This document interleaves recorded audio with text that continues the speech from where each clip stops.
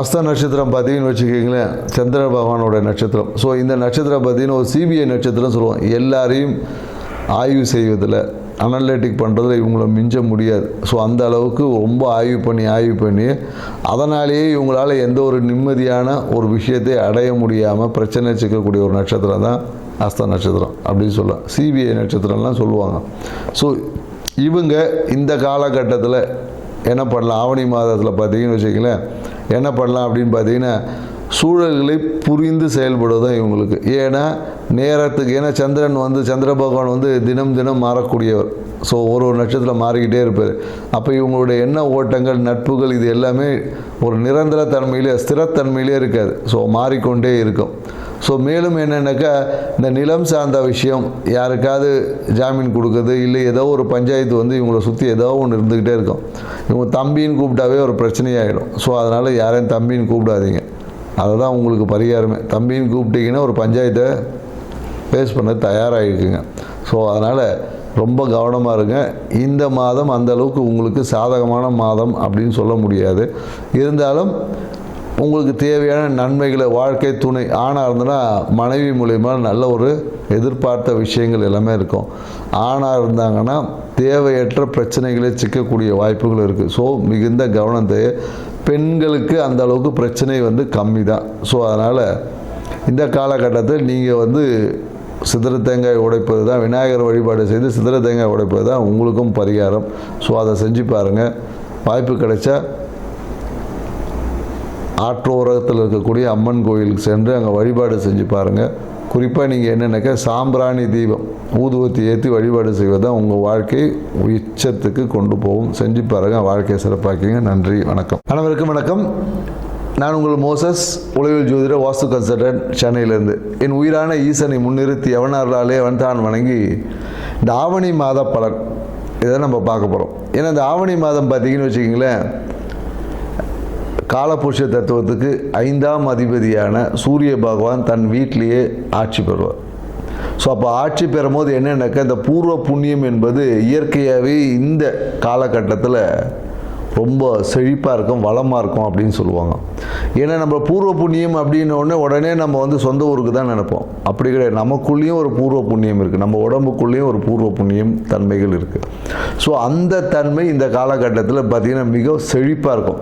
அதனால தான் பெரும்பாலும் பார்த்திங்கன்னா இந்த காலகட்டத்தில் நிறைய சுப நிகழ்வு பண்ணுவாங்க. திருமணம் பண்ணுவாங்க, நிறைய பார்த்திங்கன்னா ஆடி மாதம் முன்னாடி எல்லா திருவிழாக்கெல்லாம் அப்படியே இருக்கும். ஆவணி மாதம் பார்த்திங்கன்னா நிறைய சுப நிகழ்வுகள் பண்ணுவாங்க. ஏன்னா இந்த காலகட்டத்தில் சூரியனோட தன்மை நல்லா இருக்கும் போது, ஆத்மகாரகன் இல்லையா சூரியன்.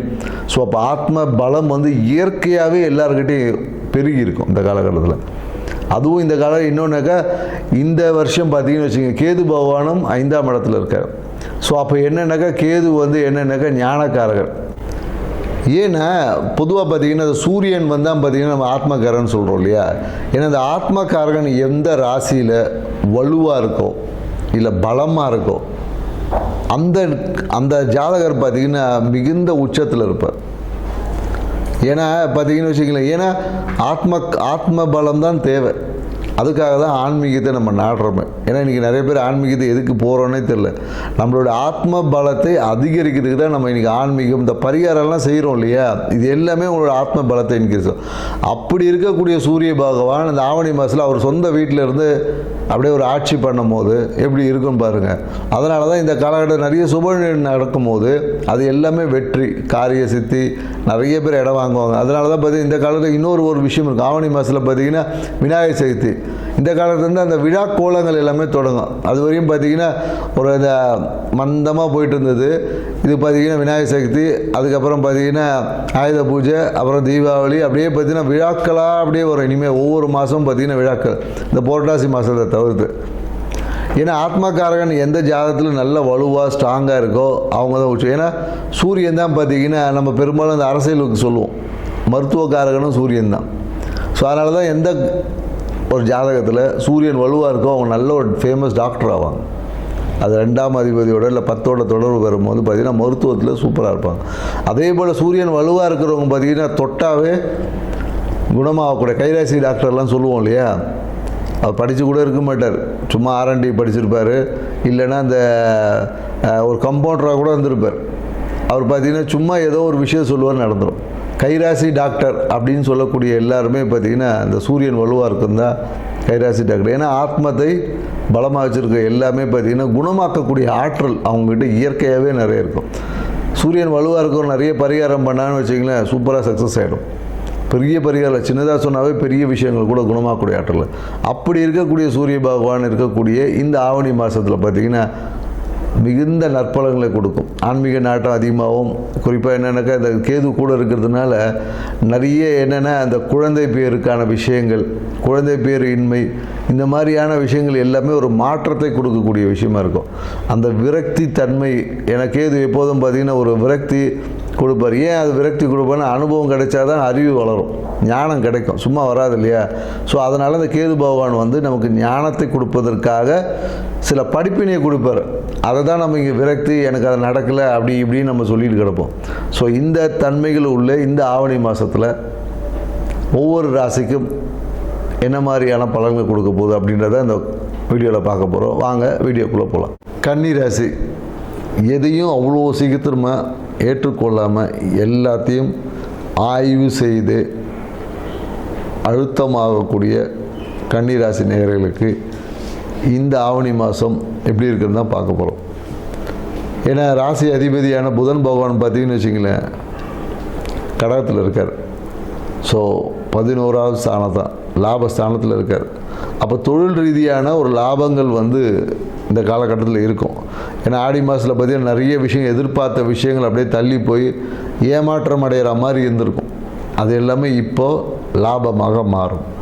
அதே போல் என்னென்னாக்கா படிக்கக்கூடிய மாணவர்களுக்கு பார்த்திங்கன்னா ஏதோ ஒரு விதத்தில் தடுமாற்றம் இருந்திருக்கும். படிப்பு கவனம் சிதல, ஸ்கூலுக்கே போக மாட்டோம்லாம் அடம் பிடிச்சிருப்பாங்க.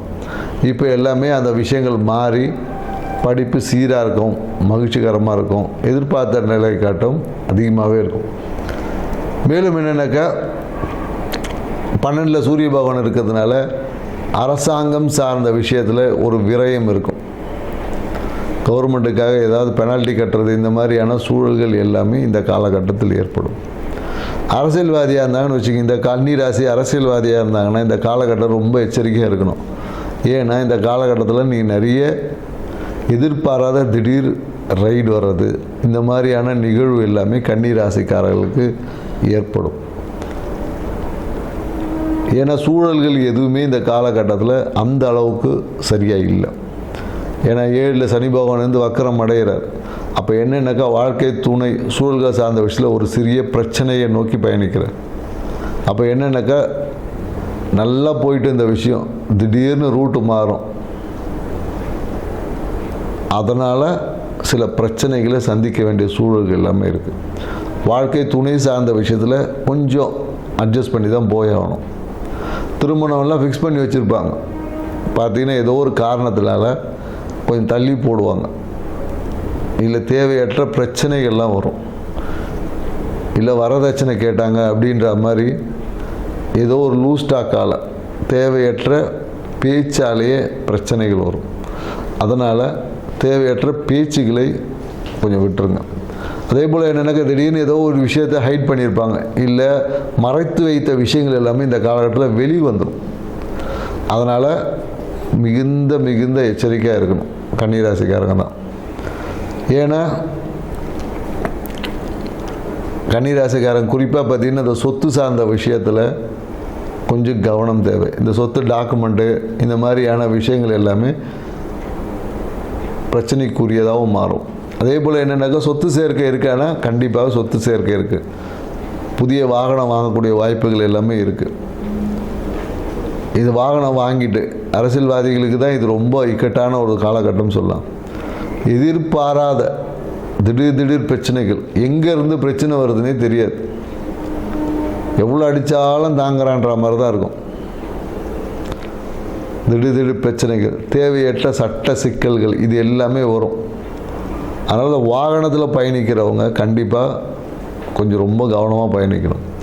எதிர்பாராத திடீர் விபத்துக்கள் எல்லாமே ஏற்படுவதற்கான சாத்தியக்கூறுகள் இருக்குது. அதனால் எச்சரிக்கையாக இருந்தோன்னா நாம் வாழ்க்கையில் எல்லா விதத்தையும் கடந்து ஜெயிக்க முடியும். ஸோ இதை தான் நம்ம சொல்கிறோம். மேலும் என்னென்னாக்கா ஜாமீன் கையெழுத்து போடுறது, இந்த மாதிரியான ஏற்கனவே போட்ட ஜாமீன் கையெழுத்தால் இப்போல்லாம் பஞ்சாயத்து வரும். அதனால் எப்போதும் கன்னி ராசிக்காரங்க யாருக்கும் ஜாமீன் கையெழுத்தை போட மாட்டீங்க. யாராவது இருந்தீங்கன்னா இனிமேலும் போட்டுறாதீங்க. போட்டிங்கன்னா கண்டிப்பாக பிரச்சனைகளை உங்களை தேடி வரும். உங்களை தான் தேடி கூப்பிட்டு போய் சாட்சி கையெழுத்து போட்டு விட்டு போவோம். சாட்சி கையெழுத்து போட்டு நீங்கள் பார்த்தீங்கன்னா கடைசி நீங்கள் தான் கேஸ் வாங்கிட்டு உட்காந்துருக்கணும். ஸோ அதனால் மிகுந்த கவனம் தேவை. அதே மாதிரி என்னென்னாக்கா, நீங்கள் ஏதாவது ஒரு பெனால்ட்டி கட்டணும் அதெல்லாம் இருந்துச்சுன்னா அதெல்லாம் ஒன்றாவது பார்த்துக்கலாம் அப்படின்னு இருந்தீங்கன்னா பிரச்சனையாகும். ஸோ அதனால் ஏதாவது இந்த டேக்ஸ் பேமெண்ட் பண்ணுறது, அந்த மாதிரி வரி கட்ட வேண்டியது, இந்த மாதிரி ஏதாவது இருந்துச்சுன்னா கரெக்டாக கட்டி வச்சுக்குங்க. இல்லைன்னா அது தொல்லையாக மாறும். இரட்டிப்பாக கட்ட வேண்டிய சூழ்நிலை எல்லாமே வரும். இந்த காலத்தில் பாக்கியங்கள் எல்லாமே சிறப்பாக இருக்குது. ஏன்னா உங்களுக்கு மனைவி வகையில் ஒரு நல்ல ஒரு லாபம், மன மகிழ்ச்சியான விஷயங்கள் இருக்குது. குறிப்பாக 2ஆம் திருமணத்துக்காக காத்திருக்கிறவங்களுக்கு எல்லாமே திருமணம் இருக்கும். முதல் திருமணம் தான் தடைப்படும். 2ஆம் திருமணத்துக்கான வாய்ப்புகள் எல்லாமே இருக்குது. மனைவி வழியாக பாக்கியங்கள் ஏற்படும். இதே கணவனாக இருந்தாங்கன்னா இதே மனைவி வழியில் ஆதாயம் உண்டு. இதே மனைவியாக இருந்தால் கணவரால் தொல்லை உண்டு. அதனால் என்னென்னாக்கா, அதிர்ஷ்டமாகவும் பெண்களுக்கு பிரச்சனைக்குரியதாக இருக்குது. ஸோ அதனால் கொஞ்சம் கவனம். அதே போல் என்னக்கா, அரசியல் இருக்கிறவங்களுக்கு தொல்லையான காலம். ஸோ அதனால் என்னென்னாக்கா, கூட இருக்கிறவங்களே உங்களை போட்டு கொடுத்துட்டு போயிடுவாங்க. ஸோ இது எல்லாமே நீங்கள் மாறணும். என்ன பண்ணலாம் அப்படின்னா, இந்த ஆவணி மாதத்தை இந்த பிரச்சனையிலேருந்து விடுபடணும். என்ன பண்ணலான்னா, உங்கள் கையால் விநாயகருக்கு சிதறு தேங்காய் தான் உடைக்கணும். வேறு வழியே இல்லை. இதை வாரம் ஒரு முறை இதை கண்டிப்பாக நீங்கள் செய்யணும். இந்த 4 வாரம் ஒவ்வொரு செவ்வாய்க்கிழமையும் நீங்கள் செய்யணும். ஒவ்வொரு செவ்வாய்க்கிழமையும் விநாயகருக்கு நீங்கள் சிதறக்காய்காய் உடைச்சிங்கன்னா உங்களுக்கு ஏற்பட்ட அந்த பிரச்சனைகள் எல்லாம் சிதறி தெரித்து ஓடும். அப்படி இல்லைன்னா பிரச்சனை வீடு தேடி வரும். ஸோ கவனமாக இருங்க. நாங்கள் சொன்ன இந்த பரிகாரத்தை செஞ்சு உங்கள் வாழ்க்கையை சிறப்பாக வச்சுக்கோங்க. நன்றி, வணக்கம்.